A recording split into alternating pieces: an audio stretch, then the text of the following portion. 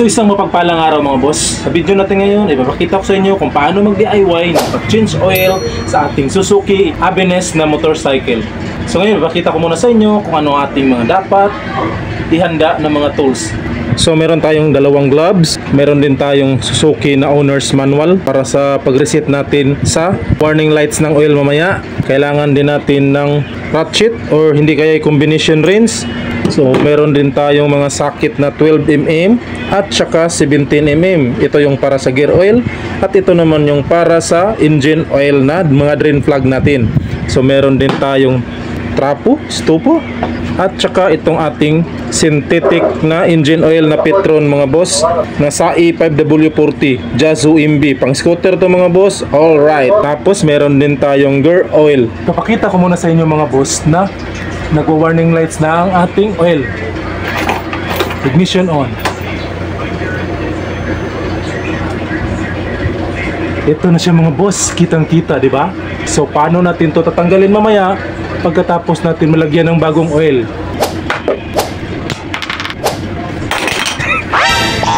Dito sa ilalim ng ating makina mga boss ay makikita natin ang drain plug na 17mm. Yan yung tatanggalin natin. Tapos gagamit tayo ng lalagyan ng used oil.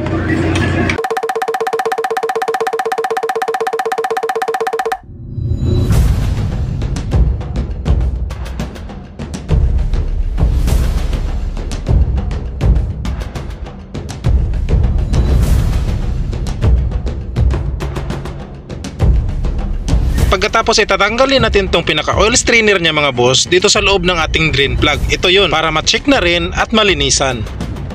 Bubuksan na natin ang oil filling cap nito or dipstick. Sa punto na to ay naglalagay na ako ng hose nito mga boss para mabugahan ng hangin ang loob ng crankcase nang sa gayon ay matanggal ang mga natitirang residue ng oil. Pero optional lang po ito mga boss, kung wala kang hose ay pwede namang hindi na. Ngayon ay chinek ko na ang oil strainer at okay pa naman at ibalik lang natin ito. Nag-check at naglinis na rin ako ng aking drain plug. Tinignan ko na rin ang sitwasyon ng mga o-ring. Kung ang mga o-ring nito ay medyo flatten na ay kailangan mo na itong palitan. Nilinisan mo ng maigi mga boss ang lalagyan ng drain plug bago ibalik ang oil strainer at itong ating drain plug. Maging mapanuri tayo sa ating paghihigpit mga boss. Katamtaman lang dapat ang puwersa. Ngayon ay 650 ml ang kailangan natin na oil na ilagay dito. Nag-improvise na rin ako ng imbudo. Papel lang po ito mga boss.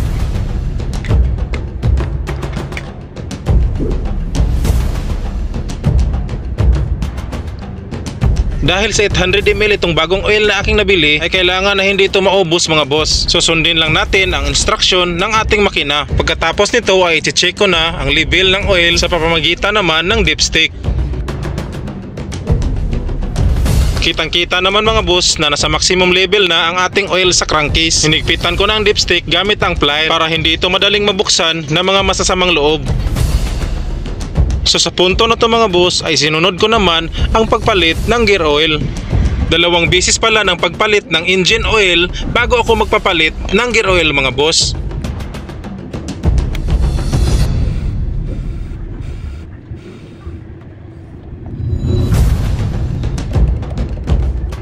Kukunti lang talaga ang ilalagay na gear oil dito, 50 ml lang mga boss. So since ang ating nabili na gear oil ay 120 ml ay marami pa itong sobra. Tansya-tansyahan na lang ang paglalagay nito mga boss. So dahil sa tapos na tayo ay dito naman tayo sa pagre-reset at pag-alis nitong warning lights sa oil. So babasahin mo lang ang owner's manual nito mga boss. Meron namang instruction na nakalagay dyan or susundan mo lang ang mga sasabihin ko. Off, breeze, on. I-off mo muna ang ignition switch mga boss, tapos ilong press mo ang select button. Then ibalik mo sa pag-on ang ignition switch. Mag-blink-blink yung warning lights ng 3 beses. So ayun, nawala na siya mga boss. Kita nyo? Off, on. Yun, wala na ang ating indicator light na change oil mga boss, di ba? Off, on. Tignan nyo. Yan, wala na siya dito sa itaas mga boss. Okay? So ganyan lang ang pag-reset ng ating warning light sa change oil mga boss, no?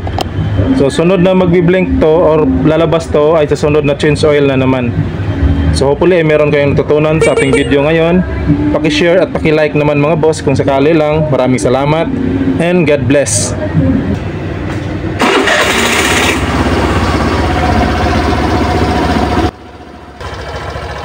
Oh, darling, wala na.